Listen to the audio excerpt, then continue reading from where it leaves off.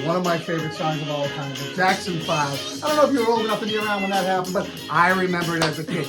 Nevertheless, hey everybody, we're here today to talk a little bit about instructional coaching, and I'm with Julie O'Connor here, and she is our instructional coach here at Bay Path. We're super excited to have her alongside. And Julie, this morning we're going to talk a little bit about instructional coaching and what it means. Bay Path has been fortunate enough to have, through the school committee's approval last year, to have an instructional coach working directly with our faculty this year to be able to help them look at strategies to become even more efficient with connecting with kids. Let's talk. First of all, Julie, welcome. That's a lot from me. I'm going to kick it to the expert in the field right now. Julie, talk a little bit about instructional coaching and what it means. Sure. Hello, I'm Julie O'Connor. I've had over 20 years experience of teaching.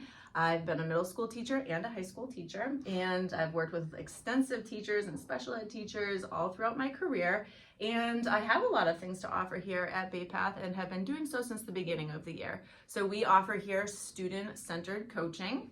It's a model that we researched and decided that it would be a good fit for our staff and our students.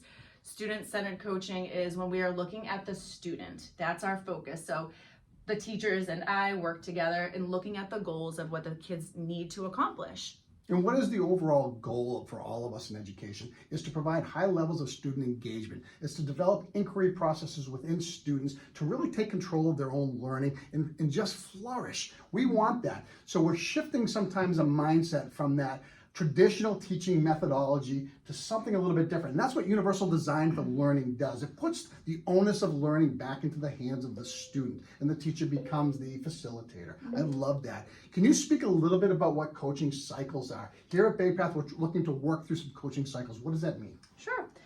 So there are many different examples of coaching cycles. A full teaching coaching cycle is if somebody wants to look at a unit that they may have never implemented before or something that they did in the past, and they want to dig deeper into it and use data to drive the lesson. So we start by sitting down and working on developing a pre-assessment assignment so we can look at where students start, and then we dive deep into what they want to accomplish through standards and goals and learning targets for the students.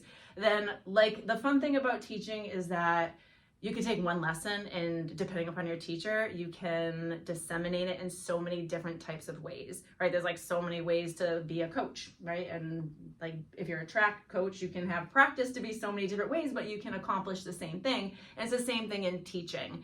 You can, accomplish your goals so many different ways. So that's like the beauty of being a teacher. So you sit down with the primary teacher in the classroom, and develop a lesson that makes them comfortable in how they want to deliver, but then you use the coach to discover new tools to help the students engage in their learning. And that's why we use this universal design for learning, because we look at every single learner in the room. So we try to incorporate reading, listening, writing, something creative, so everybody in that room has an opportunity to show you their best and that they've accomplished the goal. And then at the end of the cycle, we look at the data that we've collected and we determine if the students have grown. And for the students that are still left in an area where they're still struggling with the knowledge, then we identify those students, and then we do educational strategies to cycle in the information that they're still missing, so then no one is left behind. I love that. I give Superintendent Brenner and his administrative team a lot of credit for thinking about how to provide tools not only for teachers but also new ways of learning for kids. And this is exciting today. And one of the hardest things, and I talk about this all the time, is coachability and allowing and hoping that teachers understand this isn't anything. We want teachers to take risks. We want teachers to think differently. We want teachers to dream about tomorrow and creating critical thinkers and problem solvers as students. And a lot of our staff is doing that right now. It's just getting to that next level and not being afraid to try something new. And in education, that's probably one of the biggest barriers we ever come up against.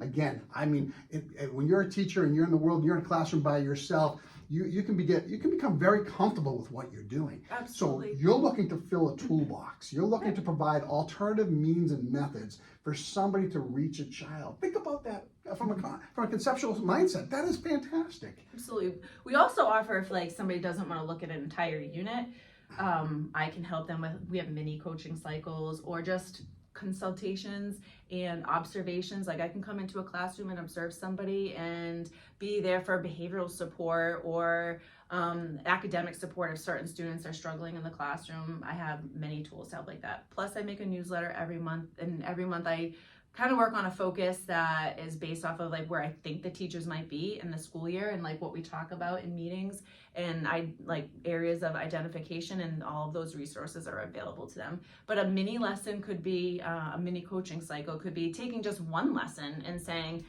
I've been doing reading in English class and we're just kind of getting like a little dry right now with like just reading it. Like what kind of strategy can I do to get the kids like up and moving and interacting and like working with each other, and having the students do the legwork more than the teachers are doing. So that is like a very like a well-designed lesson would have the students really digging deep. I always ask the teachers, if you feel like you're working too hard and the students aren't working enough, then maybe I can come in and we can help to see how the students can work a little bit harder. It comes down to creating ownership for learning, and that's what we want to do. We want kids to grasp it and just run with it. I'm super excited about what you're doing, how it's going to go. We know it's going to take some time, and we want teachers to feel comfortable with us coming in. We want them to feel comfortable coming to Julie, and more importantly, we want them to understand that, listen, we're all in a place where we continuously can grow. Every one of us from the top down, and if we do that, great things happen for kids. What do you think about that, Julie? I think it's amazing. There it is, right there. Thanks for spending time with us today. Instructional coaching, elevating teaching, all great stuff. Again,